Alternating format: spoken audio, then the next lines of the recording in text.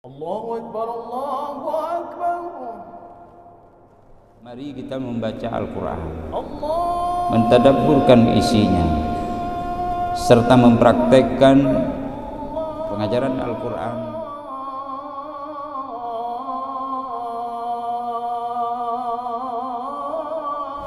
Assalamualaikum warahmatullahi wabarakatuh. Alhamdulillah, asyhadu an la ilaha illallah wa asyhadu anna Muhammadan abduhu wa rasuluhu la nabiyya ba'dah. Allahumma salli wa sallim wa barik ala nabiyyina Muhammadin sallallahu alaihi wasallam, imamil mufassirin, qaidil muhaddithin, hujjatil fuqaha wa qudwatil awliya was salihin, wa ala alihi wa ashabihi at-tayyibin at-tahirin. Sedang jamaah subuh irhamkumullah, Bapak dan Ibu sahabat para pendengar melalui siaran radio Republik Indonesia, Serambi FM, Radio Baitur Rahman, maupun radio lainnya yang menyiarkan siaran dari halaqah subuh Masjid Raya Baitur Rahman yang kita banggakan ini. Al-Quran sidang jamaah harus dibaca oleh setiap personil dari umat Nabi Muhammad sallallahu alaihi wasallam. Membaca Al-Quran, kemudian mentadabburinya, lalu mengamalkan isinya, serta menyebarkan pesan-pesan dan petunjuk daripada Al-Quran maupun nilai-nilai yang terkandung di dalamnya, menjadi kewajiban bagi umat Muhammad sallallahu alaihi wasallam. Meskipun kewajibannya itu terkadang digolongkan ke dalam wajib secara kifayah.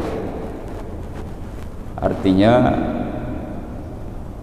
bila dilaksanakan oleh sebahagian dari personil umat ini, maka dosanya akan terangkat dan dihapuskan dari sebahagian lainnya dari umat Muhammad sallallahu alaihi wasallam. Atau kewajibannya menjadi gugur dengan adanya sebahagian yang melaksanakan kewajiban tersebut. Tetapi ada kalanya mentadabburi Al-Quran itu dalam beberapa aspek menjadi kewajiban fardu ain yang tidak dibenarkan dari personil umat ini melaluinya tanpa ada pendalaman terhadap isi Al-Quran dan sunnah Nabi sallallahu alaihi wasallam. Dia termasuk dari bahagian mempelajari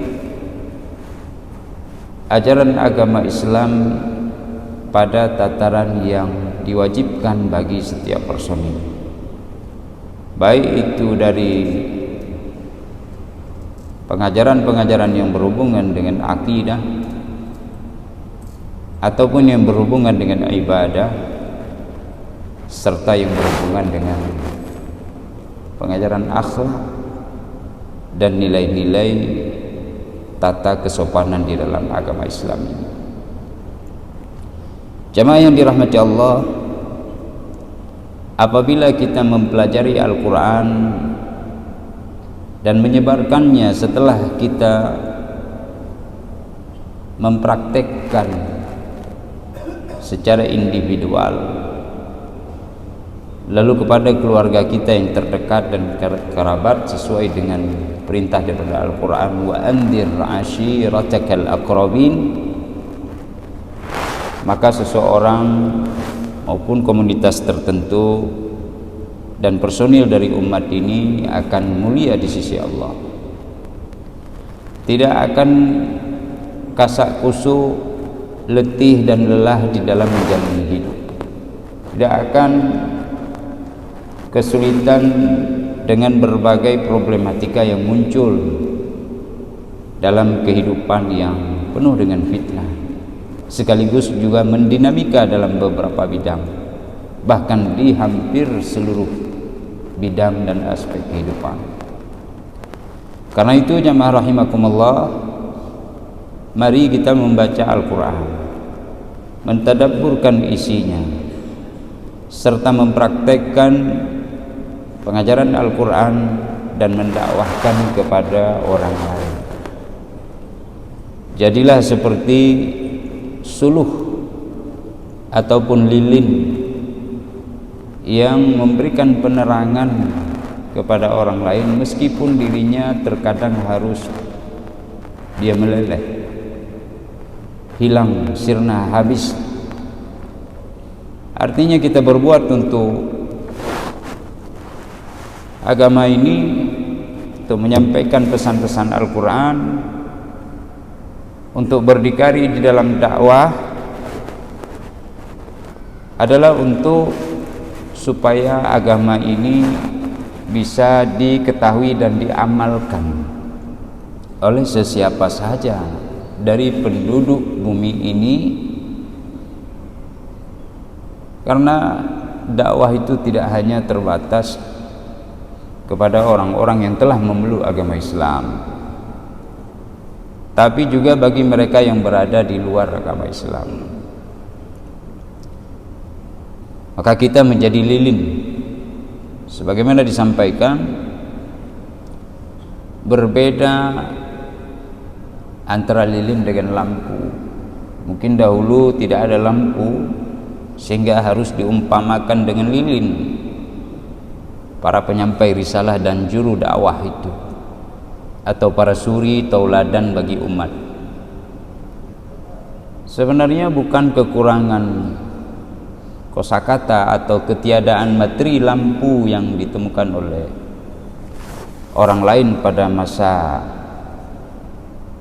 akhir setelah lama Islam dikembangkan, bukan, tapi memang keberkahan dari kosakata yang digunakan. Suluh atau lilin tidak menggunakan lampu, karena bila kita perbandingkan, bila ada 10 lampu di sebuah ruangan, 9 diantaranya lampu tersebut telah mati,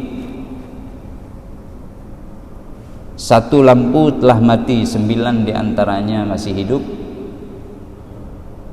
Ini lampu tersebut tak mampu menghidupkan 1 lampu yang mati. Tapi bila lilin atau suluh, obor, ada 10 lilin atau obor di dalam suatu ruangan, 9 telah padam, 1 yang tertinggal. Yang 1 ini masih bisa memberikan kehidupan untuk lilin dan obor lainnya. Karena itu para pujangga, para penyair, para aktivis dakwah, para praktisi hikmah dan kebijaksanaan, mereka menggunakan kosakata lilin ataupun suluh dan tidak menggunakan lampu. Jamaah yang dirahmati Allah, lampu pada masa dahulu bisa diungkapkan dengan sebutan lentera. Mungkin ini lebih puitis, tapi sesungguhnya yang diinginkan adalah bagaimana dia bisa memberikan penerangan kepada orang lain sehingga dia tidak akan kesulitan, tidak akan meraba-raba, akan mudah menapaki jalan yang hendak dia tempuh tanpa harus merasa gundah dan gulana. Ini keberadaan suluh, obor maupun lilin ataupun lampu. Sehingga para sahabat dahulu mereka disebutkan adalah lilin, suluh dan obor penerang bagi umat ini. Ar-Ra'il al-Awwal, generasi pertama yang dipuji oleh Rasulullah sallallahu alaihi wasallam. Bahkan jauh pujian itu turun di dalam firman Allah Subhanahu wa taala. Kalau di dalam hadis kita ketahui khairul qurun qarni, sebaik-baik masa atau abad adalah abad di mana aku hidup. Abad di mana aku hidup bersamanya ada para sahabat radhiyallahu anhum ajmain. Kemudian di dalam Al-Qur'anul Karim Allah menyebutkan ayat-ayat yang membicarakan tentang keutamaan generasi yang menjadi obor, penerang dan lilin bagi umat ini. Di antaranya misalnya was-sabiqunal awwaluna minal muhajirin wal ansar walladzina tabauhum bi ihsan radhiyallahu anhum. Generasi terdahulu dari golongan muhajirin dan ansar. Muhajirin mereka yang datang dari Mekah menuju ke Al-Madinah, ataupun bisa juga al-muhajirin sebelumnya. Secara makna muhajir, man humul muhajir fi ahdi Rasulillah. Misalnya kita bertanya dalam sebuah kajian ilmiah, maka orang Madinah sebagaimana kita sampaikan juga termasuk para muhajir, karena ada rihlah perjanjian Aqabah, hijrah ke Madinah untuk melakukan perjanjian dengan Rasulullah, baik Aqabah yang pertama maupun Aqabah yang kedua. Kemudian ada muhajir ke Al-Habasyah 2 kali. Kemudian ada muhajir juga usaha untuk menuju ke Taif dan juga ke tempat-tempat lain. Tetapi ketika disebut was-sabiqunal awwaluna minal muhajirin wal ansar, kelompok muhajirin ini adalah mereka yang datang dari kota Mekah atau kota lainnya menuju ke Al-Madinah, menuju ke Yathrib. Dan Al-Ansar itu adalah mereka yang memberikan bantuan kepada Islam dari orang-orang yang sebelumnya telah menempati tempat di Al-Madinah Al-Munawwarah atau Yathrib, dari suku Aus maupun Khazraj. Nah, mereka generasi ini adalah generasi yang radhiyallahu anhum, yang diridhai oleh Allah Subhanahu wa taala. Walladzina tabauhum bi ihsan radhiyallahu anhum. Ya. Mereka yang mengikuti golongan muhajirin dan ansar ini diikuti dengan detail, dengan seksama, dengan nilai dan pengajaran yang mereka ambil dari guru yang awal dari umat ini sekaligus Nabi dan Rasul Allah Subhanahu wa taala, itu Nabi Muhammad sallallahu alaihi wasallam. Nah, bila diikuti para muhajirin dan ansar ini oleh siapapun termasuk kita hari ini, maka Allah akan berikan ridhanya kepada kita. Nah, ayat menyatakan demikian, walladzina tabauhum bi ihsan. Tapi secara umum tidak bisa menyamai mereka. Secara khusus jangankan menyamai, melebihi pun juga boleh. Karena inna akramakum indallahi atqakum. Ada dari golongan para tabi'in, secara personil mereka lebih menguasai hukum dan keilmuan atau keilmuan dan hukum di dalam Islam dibandingkan dengan personil dari para generasi sahabat. Jadi tidak secara umum, secara pribadi, secara spesifik sendiri-sendiri. Secara umum tidak akan bisa, karena Nabi sudah menyebutkan sebaik-baik kurun abad itu adalah abadku. Walladzina yalunahum thumma alladzina yalunahum, lalu generasi tabi'in, lalu tabi'in. Itu pembicaraan secara umum. Sidang jamaah yang dirahmati Allah, kenapa para sahabat begitu mendapat besarnya pujian dari Rasul dan Allah? Hal ini dikaitkan dengan interaksi mereka terhadap kitabullah. Bagaimana mereka memposisikan diri terhadap kitab Allah Subhanahu wa taala, yaitu Al-Qur'anul Karim. Ketika turun 1-2 ayat Al-Qur'an, mereka berada bersama Rasulullah. Mereka mendengarkan ayat itu dengan sangat seksama. Lalu mereka berusaha untuk menghafalnya, dengan bahasa lain mengingatnya, atau dengan bahasa idiom menulis ayat-ayat itu di dalam lembaran hati mereka dan ditanam di dalam dada mereka. Artinya mereka menghafal ayat demi ayat yang turun dibawa oleh Jibril dari Nabi dari Allah Subhanahu wa taala kepada Rasulullah untuk disampaikan kepada umat. Mereka hafal.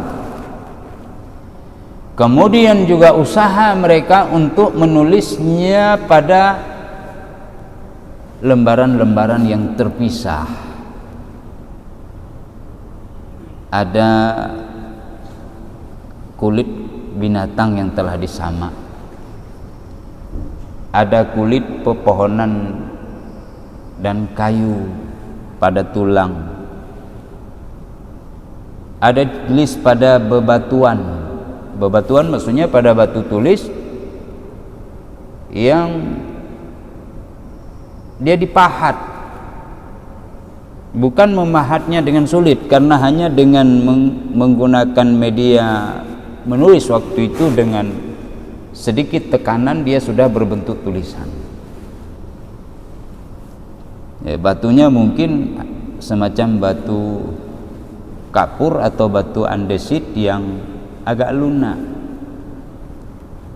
Bila pun batu itu kemudian dibantingkan atau dijatuhkan, dia akan pecah karena dia rapuh dan mudah untuk ditulis. Jadi apapun media yang mudah untuk ditulis, mereka akan gunakan, sehingga mereka mendapatkan 3 kekuatan. Kekuatan pertama adalah menghafal, kekuatan kedua adalah menulis pada media-media selain daripada hafalan, dan yang ketiga mereka memiliki kekuatan mengulang kaji bersama Rasulullah sallallahu alaihi wasallam. Jadi 2 yang kita sebutkan di awal sebagai bahan layak uji coba. Coba dengarkan wahai Rasul hafalanku terhadap Al-Quran, dan ini adalah bentuk tulisanku terhadapnya. Bila ada kekeliruan, Nabi akan membetulkan dan memberikan arahan. Ini pada masa sahabat bagaimana mereka berinteraksi dan memposisikan diri dengan Al-Quran, sehingga tidak jarang Nabi menyebutkan apabila kalian berbeda di dalam membaca ayat suci Al-Quran atau salah satu kosakatanya, maka beralihlah kepada bahasanya orang Quraisy. Bila kalian berbeda, maka silahkan bertanya kepada Abdullah bin Mas'ud, silahkan jumpai daripada Zaid bin Thabit, Ubay bin Ka'ab, dan seterusnya. Ada di antara mereka orang-orang yang jenius, tidak hanya secara keilmuan tapi juga spiritual. Ada Khulafaur Rasyidin, atau disebut dengan bahasa Arab Khulafaur Rasyidun pada posisi marfu atau al-istinaf. Ini mereka Abu Bakar As-Siddiq, Umar bin Al-Khattab radhiyallahu taala anhuma, Utsman bin Affan, dan Ali bin Abi Thalib radhiyallahu anhuma wa anis sahabati ajmain. Mereka itu adalah para penghafal Al-Quran, motor al-awwal yang membuat roda mereka berjalan dengan Al-Quran. Seandainya kita hadir, seandainya ini, tapi kan mustahil kita hadir di sana. Seandainya kita hadir pada waktu itu sidang jamaah yang dirahmati Allah, kita mau tanya sama Nabi, ya Rasulullah, arinil Qur'ana fa'tini bi kitabin minallahi azza wa jalla. Perlihatkan kepadaku Al-Quran, datangkan kepadaku satu kitab dari Allah Subhanahu wa ta'ala yang kami mendengarnya di akhir zaman dan kami beriman. Kami ingin tahu mana Al-Quran itu pada masa engkau. Maka tidak ada kitab yang tertulis sebagaimana tertulisnya Al-Quran hari ini. Rasul cukup hanya memberikan jawaban, itulah dia Al-Quran, Al-Quran, Al-Quran, Al-Quran, Al-Quran. Ditunjuknya kepada para sahabat. Mereka adalah Al-Quran yang berjalan. Maka tidak terjadi kekasakusukan, ya, kebimbangan di kalangan umat. Mereka tinggal mendatangi salah satu dari sekian personil yang ada, lalu bertanya, dan jawaban akan diberikan tidak hanya berdasarkan kepada pemahaman mereka terhadap Al-Quran, tapi juga aplikasi yang mereka dapatkan dari pengamalan Rasulullah sallallahu alaihi wasallam. Mereka akan tampilkan sebagai sajian dari jawaban yang memberikan kepuasan kepada umat ini, sehingga tidak ada satupun yang merasa ragu, bingung, kemudian gelisah dan tidak yakin. Mereka puas dengan jawaban, dengan arahan, dengan informasi yang diberikan. Jamaah yang dirahmati Allah, ketika mereka berupaya untuk berinteraksi dengan Al-Quran, itu para sahabat ini dengan sungguh-sungguh, maka itu bahagian dari pola di mana Allah memberikan ridha kepada mereka. Ini radhiyallahu anhum ini, dia salah satunya interaksi dengan Al-Quran itu. Mereka beriman pertama, lalu mereka membaca, lalu mereka mengamalkan, lalu menyebarkan, ya, membantu kitab Allah. Dia bantu kitab Allah itu, bukan malah membuka dada untuk menentang dan melawannya. Tidak demikian. Lalu kemudian mereka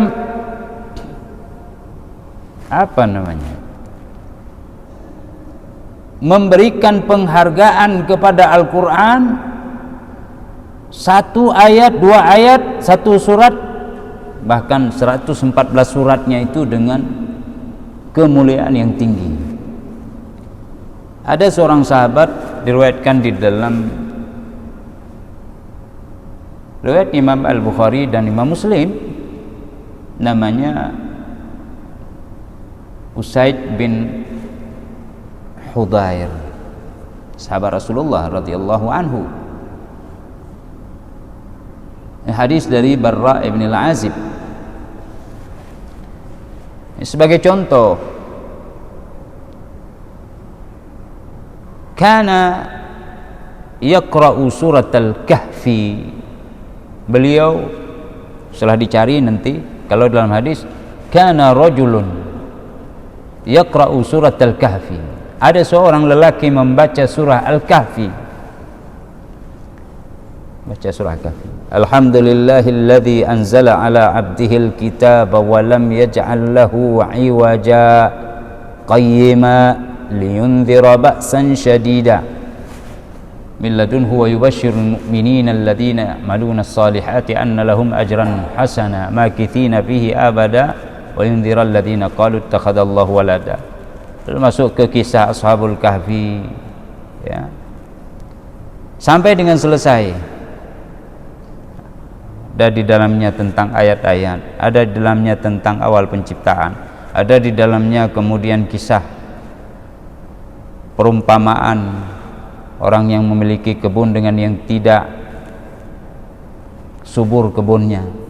Ada kemudian kisah Nabiullah Musa alaihissalam dengan gurunya Khidir alaihissalam, kemudian kisah Iskandar Zulkarnain, kemudian ditutup dengan keagungan Al-Quran itu sendiri, dan kemudian beribadat kepada Allah Subhanahu wa taala dan jangan mensekutukannya serta Rasulullah itu sendiri. Ketika ini dibaca oleh sahabat Asyad bin Usaid bin Hudayr, di sampingnya ada seekor kuda yang terikat dengan dua tali. Tiba-tiba turunlah awan. Awan itu terus mendekat, mendekat. Setiap kali Usaid bin Hudayr itu membaca surah Al-Kahfi ini, ayat demi ayat, awan putih ini terus mendekat. Ya, beliau tidak menyadarinya. Tapi siapa yang menyadari bahwa awan itu mendekat? Ada beberapa yang menyadarinya. Salah satunya adalah kuda yang diikat dengan dua tali itu. Kuda ini ketakutan. Dua tali yang mengikatnya terlepas atau putus dan melarikan diri. Sementara Usaid bin Hudayr terus melanjutkan bacaannya.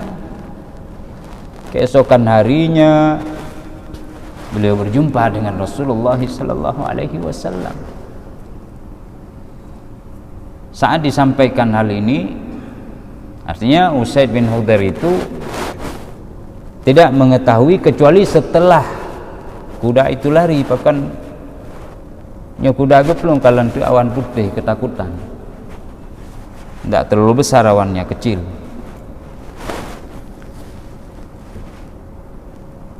Maka Nabi mengatakan itu adalah as-sakinah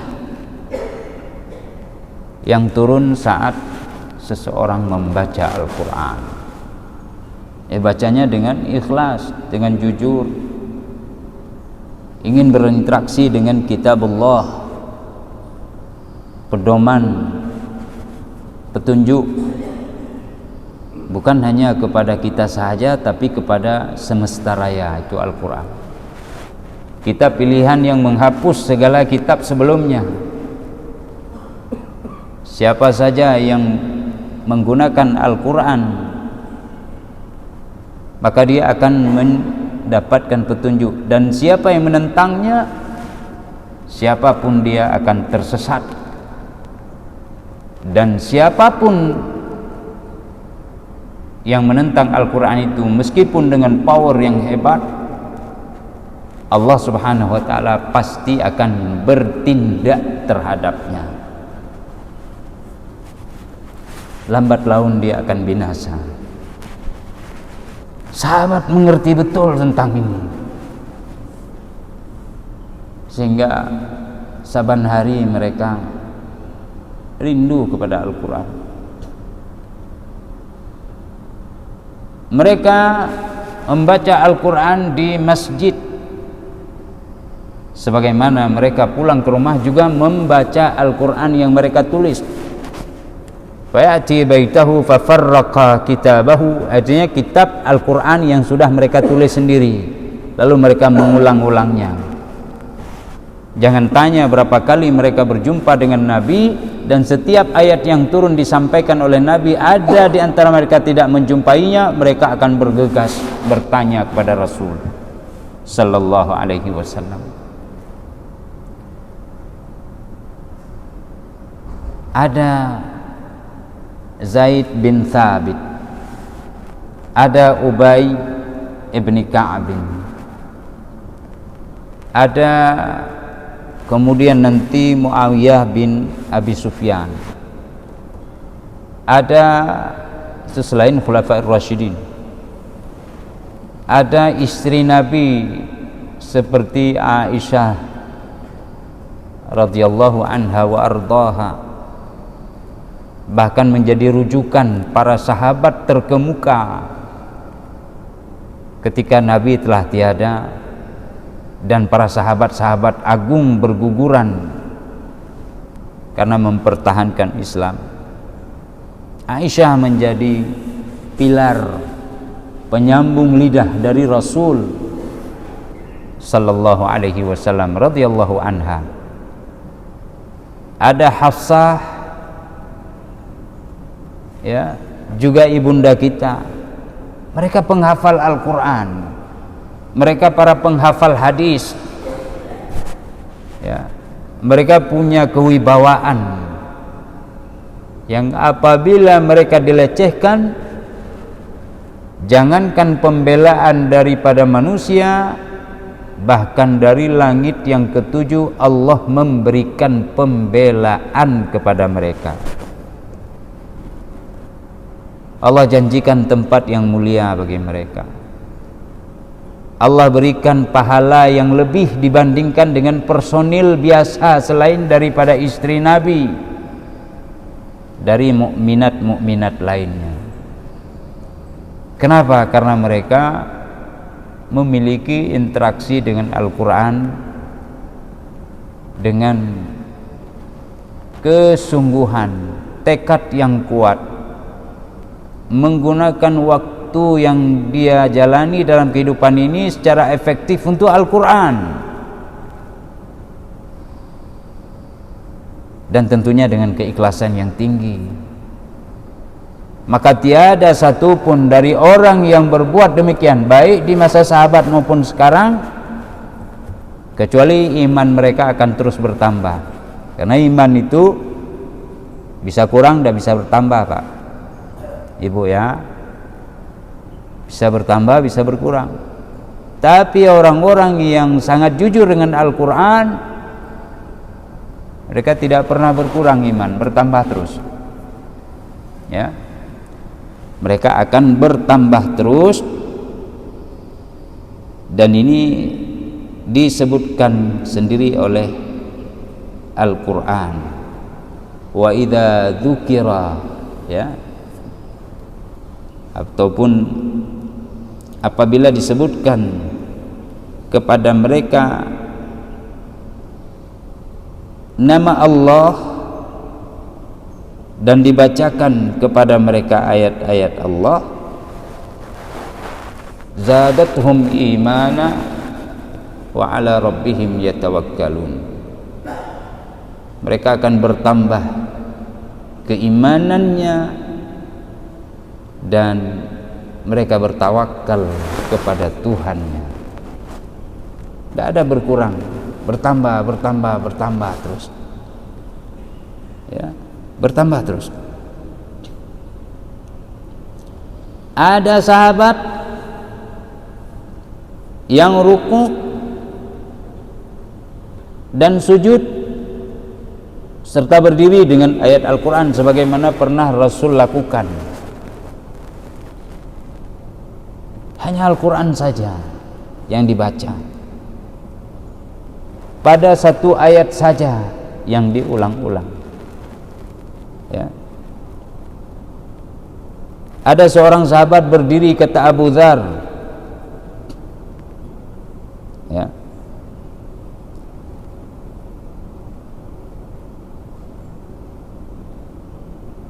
yaitu bukan sahabat. Kalau riwayat Abu Dzar itu Rasulullah SAW sendiri, beliau membaca. Jadi ada panduannya, dibaca oleh Rasul SAW satu ayat Al-Quran yang diulang terus menerus. Kalau kita ada di belakang, kita pikir ini lupa Rasul, dan wajar kita berpikir demikian. In tu'adzibhum fa innahum ibaduk wa in taghfir lahum fa innaka antal azizul hakim. Ayat ini memberikan kisah tentang Nabiullah Isa alaihissalam ketika Allah bertanya pada hari kiamat, ada yang kau suruh kaummu wahai Isa untuk menyembah dirimu selain diriku? Tidak, kata Isa. Dan itu tidak mungkin. Dan bila pun aku menyuruhnya kepada mereka, engkau pasti tahu wahai Tuhanku,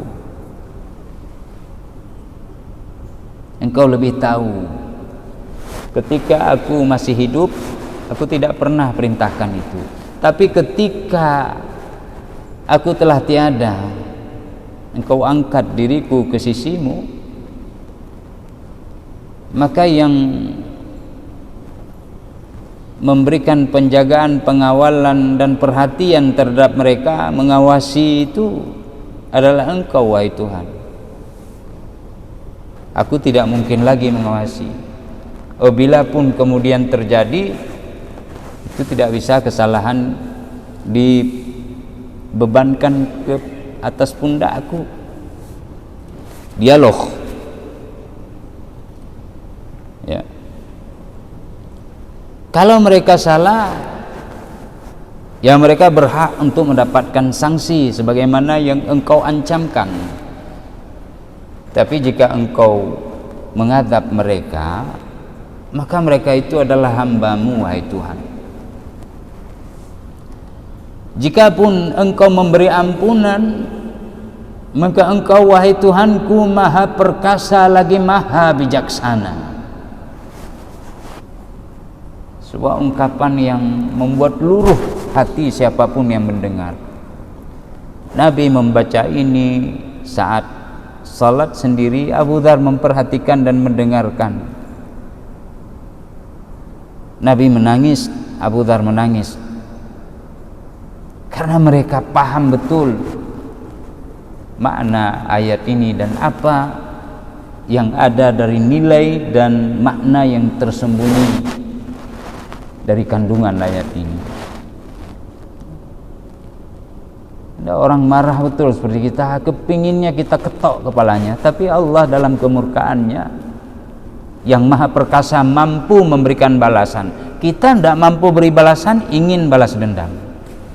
Allah sang maha perkasa tapi juga penuh dengan kebijaksanaan. Bila pun menyalahi dari para ciptaannya, sungguhnya mereka adalah hamba-Mu hai Tuhan. Engkau yang awasi semuanya. Siapa yang tidak luluh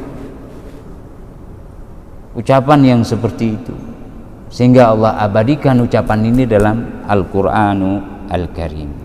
Jamaah yang dirahmati Allah, begitulah interaksi orang-orang pilihan dengan Al-Quran. Dan mudah-mudahan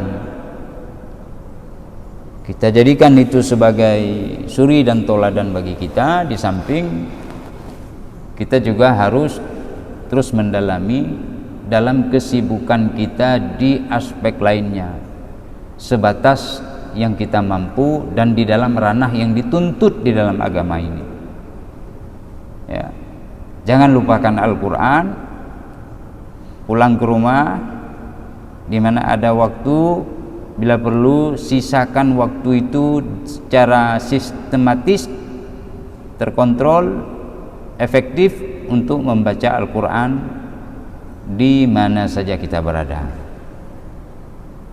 Random boleh, bukan tidak. Oh pajan nawate pukojim dume baca thiro rangga patjut, ya silahkan, bagus. Tapi ada waktu yang terinci, pada waktu itu kita tidak akan menyalahinya. Gunakan, meskipun sehari sekali atau 2 kali atau 3 kali dalam sehari. Yang kita baca baik itu 1, 2, 3 atau 10 ayat, lalu kita lanjutkan pada kesempatan yang lain. Ingat sidang jamaah rahimakumullah, Nabi pesan, balighu anni walau ayat, sampaikan dariku walaupun 1 ayat. Bila disampaikan kita tidak tahu, ya tidak mungkin. Untuk mengetahui kita harus belajar. Untuk belajar kita pun harus membacanya. Saya kira demikian pada subuh yang mulia ini. Mudah-mudahan bermanfaat. Temuan yang akan datang kita akan lanjutkan kembali tentang Al-Quranul Karim dan pemahaman-pemahamannya setelah generasi-generasi sebelumnya sebagai contoh bagi kita semua. Hadanallah wa iyyakum. Terima kasih. Subhanakallahumma wa bihamdika asyhadu an la ilaha illa anta astaghfiruka wa atubu ilaik.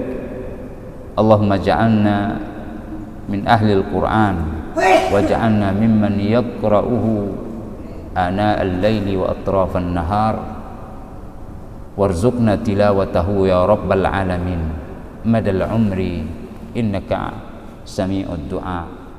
Wassalamualaikum warahmatullahi wabarakatuh.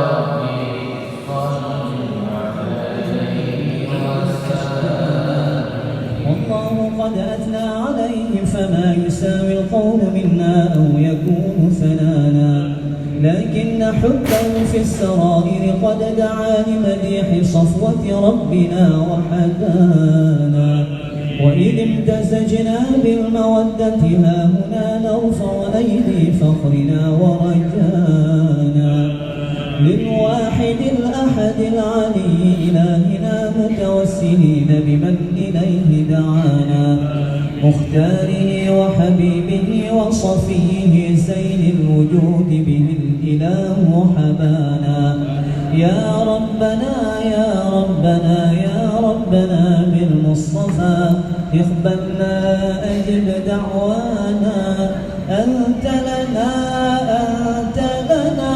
يا ذخرنا في هذه الدنيا وفي أخرانا أصلح لنا الأحوال واغفر ذنبنا ولا تؤاخذ رب إن أخطانا واسلك بنا في نهج طه المصطفى ثبت على قدم الحبيب خطانا أرنا بفضل منك طلعة أحمد في بهجة عين الرضا ترانا واربط به في كل حال حبلنا وحبال من ودى ومن والانا والمحسنين ومن أجاب نداءنا وذوي الحقوق وطالبا أوصانا والحاضرين وساعيا في جمعنا ها نحن بين يديك أنت ترانا ولقد رجوناك فحقق سؤلنا واسمع بفضلك يا سميع دعانا وانصر بنا سنة طه في بقاع الأرض وقمع كل من عادانا وانظر إلينا واسقنا كأس الهنا واشفي وعاف عاجلا مرضانا واقضي لنا الحاجات وأحسن ختمنا عند الممات وأصلح عقبانا يا ربي وجمعنا وأحبابا لنا في ذلك الفردوس يا رجوانا يا ربي وجمعنا وأحبابا لنا في ذلك الفردوس يا رجوانا يا ربي وجمعنا وأحبابا لنا في ذلك الفردوس يا رجوانا بالمصطفى صل عليه وآله ما حركت ريح الصبا أغصانا سبحان ربك رب العزة عما يصفون وسلام على المرسلين والحمد لله رب العالمين. الفاتحة. بسم الله الرحمن الرحيم. الحمد لله رب العالمين الرحمن